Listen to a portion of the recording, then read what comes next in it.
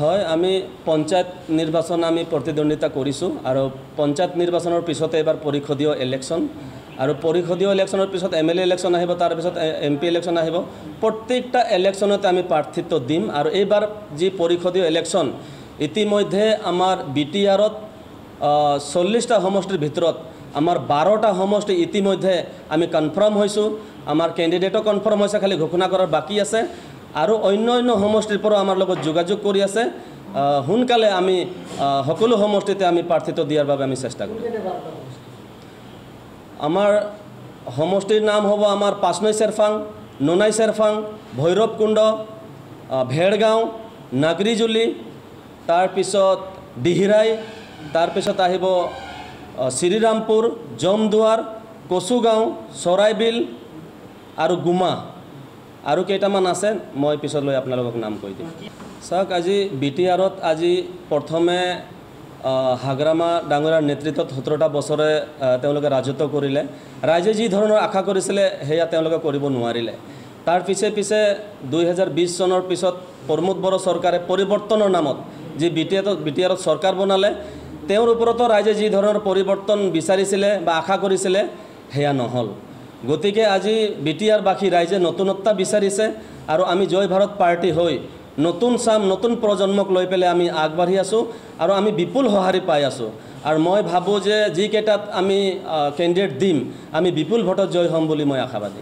চাওক, হয়, আমাৰ জয় ভাৰত পাৰ্টিক বহুতে B টিম বুলি কিছুমানে ভুৱা প্ৰচাৰ এটা চলাই আছে আৰু আজি মই আপোনালোকৰ জৰিয়তে মই তেওঁলোকক সকীয়াই দিব বিচাৰিছোঁ যে কোনো তথ্য নোহোৱাকৈ তেওঁলোকে ব্যক্তিহীন কথা তেওঁলোকে যদি ৰাইজৰ আগত নকয় আৰু যদি কিবা B টিম বা কিবা কৰবাত যদি আলোচনা কৰি দেখা পাইছে, তেওঁলোকে তথ্য সহকাৰে মিডিয়াৰ যোগে হওক বা ছ'চিয়েল মিডিয়াৰ যোগে হওক তেওঁলোকে প্ৰচাৰ চলাব লাগে আৰু আমাকো কৰিব লাগে। অন্যথা আমি তেওঁলোকৰ ওপৰত আমি বিশেষ ব্যৱস্থা ল'ম।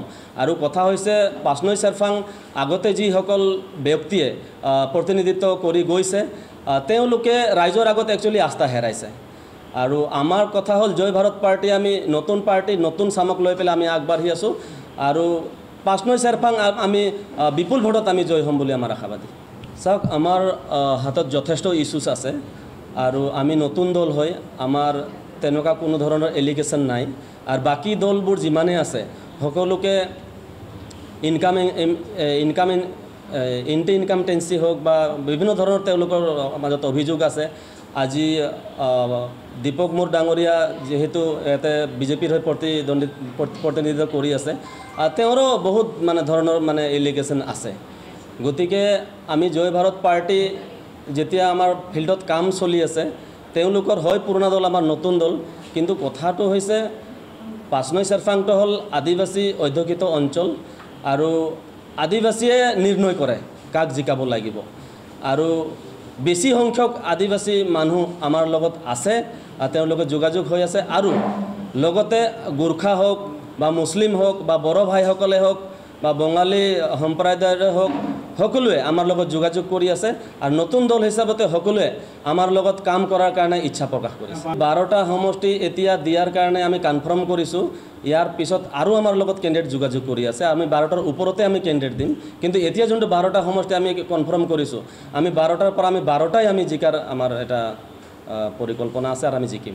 প্ৰাৰ্থী আমি চাই আছোঁ আগষ্টৰ আমি একচুৱেলি ইলেকশ্যন ঘোষণা হোৱালৈও আমি চাই আছোঁ।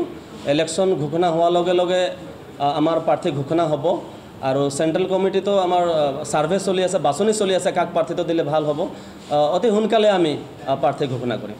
এতিয়ালৈকে আমাৰ কাৰো লগত মিত্ৰতা হোৱাৰ কোনো কথা নাই আৰু অন্য দলে আমাৰ লগত মিত্ৰতা কৰাৰ কথা চিন্তাও কৰি আছে, যোগাযোগো কৰি আছে, কিন্তু আমি অলপ এভইড কৰি চলি আছোঁ। কাৰণ আমাৰ নতুন দল, আমি নতুন প্ৰজন্মক লৈ পেলাই আমি চলিম বুলি ভাবিছোঁ। কাৰোবাৰ লগত এলায়েন্স কৰাৰ লগে লগে আমাৰ এটা তেনেকুৱা ধৰণৰ এটা বদনাম আহি যাব। গতিকে আমি ভাবিছোঁ আমি অকলে এইবাৰ খেলি যাম বুলি আমি আশা কৰিছোঁ। কামাখ্যা প্ৰসাদ তাছা অসমবাসীৰ ওচৰত অতি সোনকালে ক্ষমা বিচাৰিব লাগে, কাৰণ আজি আদিবাসী আৰু চাহ জনগোষ্ঠীৰ যি দীৰ্ঘদিনৰ যি জ্বলন্ত সমস্যা, জনজাতিকৰণক লৈ যি বিৰূপ মন্তব্য কৰিছে, এটা দুৰ্ভাগ্যজনক কথা। আজি তেওঁ কৰম পূজাক লৈ পেলাই যি মন্তব্য কৰিছে, খ্ৰীষ্টান ভাইসকলে হেনো কৰম পূজা পাতে কিন্তু পূজা নকৰে।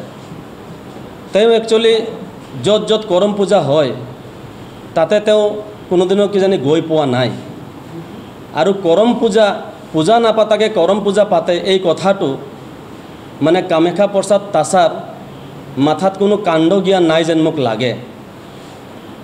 কাৰণ চাওক, তেওঁ এটা খ্ৰীষ্টান ধৰ্মক তেওঁ মানে তুচ্ছ তাচ্ছল্য কৰা এটা মন্তব্য, এটা ইনচাল্ট কৰাৰ নিচিনা এটা মন্তব্য তেওঁ দিছে যে পূজা নকৰাক লৈ পেলাই তেওঁ কৈছে যে ইঞ্জিন নোহোৱাকৈ খালী ডাবা কেনেকৈ চলিব, তেনেকুৱা ধৰণৰ এটা ধৰ্মক আঘাত দিয়াৰ নিচিনা তেওঁ মন্তব্য কৰিছে।